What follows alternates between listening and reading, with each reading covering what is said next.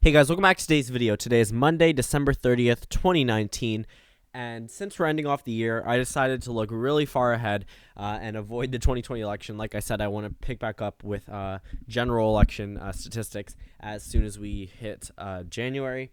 But pretty much, I'm going to be taking a look at the 2024 electoral map. This will be only in place for 2024 and 2028, so only 2 election cycles. The one we currently have was good for 3, with this upcoming one included.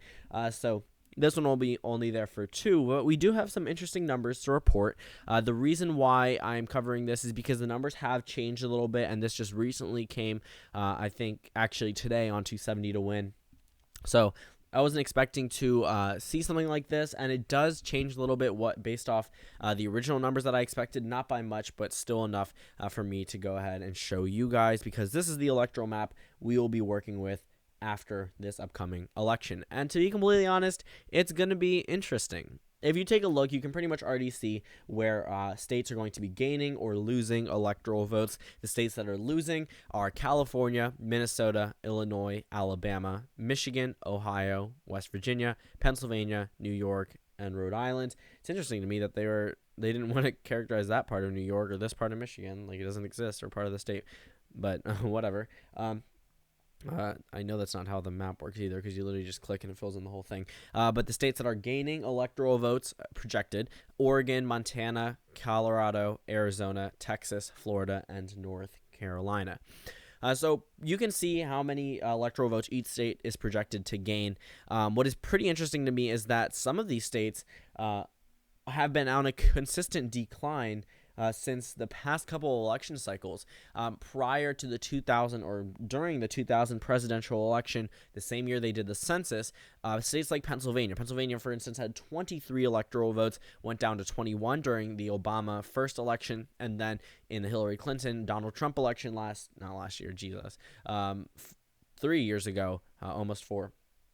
3 years ago, it was 20 electoral votes, and now it looks like it's going to end up being 19 electoral votes. So what does it mean when a state gains or loses electoral votes? It means that a congressional district will be removed from the state itself. And in the case that they're adding electoral votes, a congressional district will be added.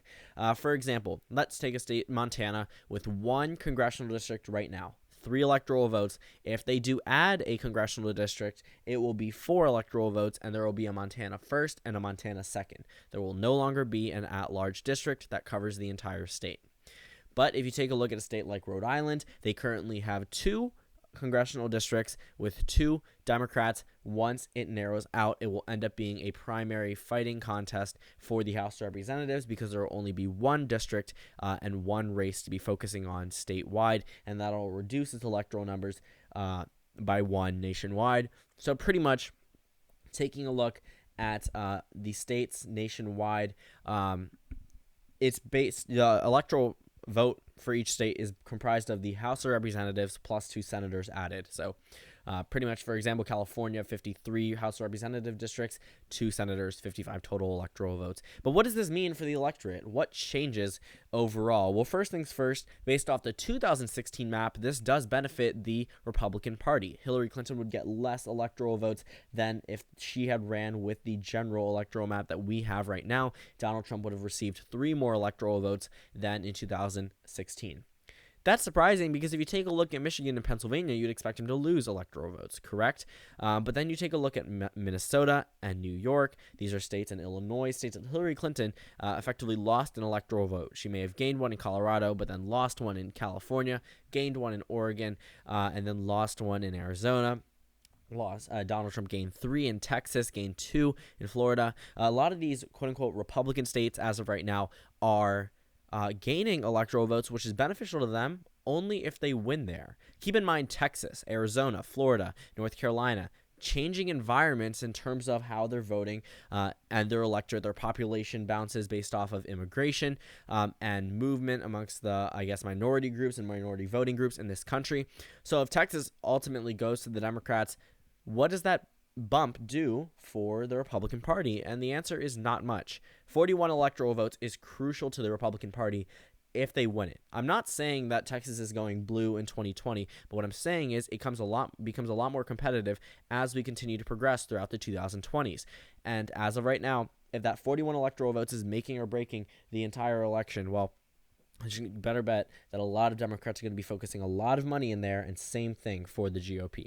These are certain states like Florida, they cannot afford to lose. There's definitely going to be a lot more investment in states like Florida and Texas and Arizona. Colorado is pretty much a Democratic hold for right now. Montana is definitely not going to come into play. Oregon's already a Democratic state. California, I think the Democrats may not necessarily like that, but they'll probably draw it so that way a Republican will be facing a Republican in a similar area, and then it'll be one less Republican district in the House. But again, that's just however they choose to draw the House representative districts. West Virginia is losing one pretty much around this general area. Very consistent decline from what we've seen in the past couple of years. People are just moving to the Sun Belt. People are moving south, especially minority voters. There's a reason why the white working class is the prominent electorate in a lot of these areas over here, even when there's states with like Michigan that have big cities such as Detroit, in which Democratic candidates need those voters to win, but they rely on them. But once they end up moving out, well, they're going to need more than just the white working class that already votes for the Democratic Party. They're going to need that base coming from somewhere. And, though I do think that Pennsylvania, Michigan, Wisconsin are going to be very, very good states for the Democrats compared to where they were in 2016. It all ends up on in the future on how this population change takes effect on the demographics there.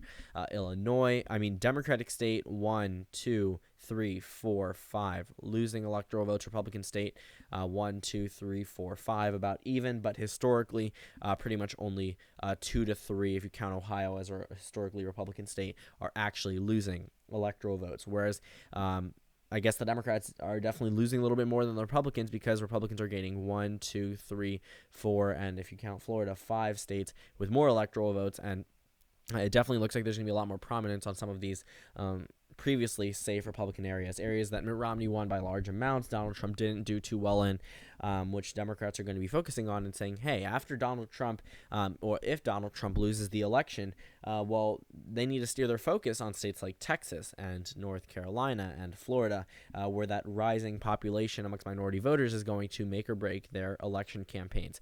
And by throwing in another congressional district, the district lines will likely not be redrawn the same in important states such as North Carolina, even though there's a whole court incidents going on there that definitely need to be pointed out as well. But regardless, it looks like a lot of these swing states as well are being affected by this electoral vote change. A lot of these safe states, quote-unquote safe states, the only real safe states on this map in presidential elections are Rhode Island, New York, West Virginia, Alabama, and Montana.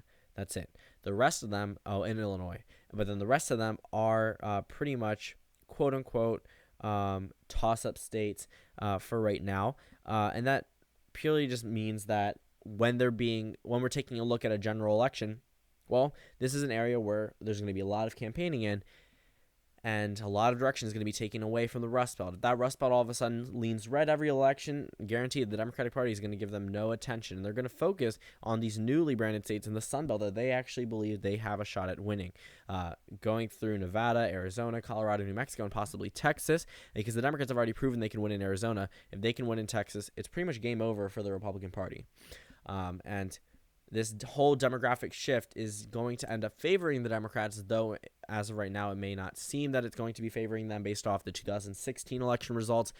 But as we move ahead and we see states like Arizona, possibly a Texas flip, maybe we could see the Rust Belt flip back to the Democrats, which would be an even better scenario for them. It looks like this electoral map shift with the growing trend of some of these previously safe states now becoming swing states definitely benefits the Democratic Party.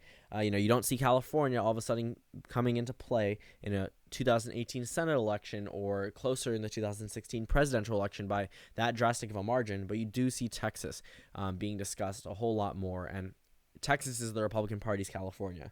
Without it, they're not winning an election unless they pull a miracle.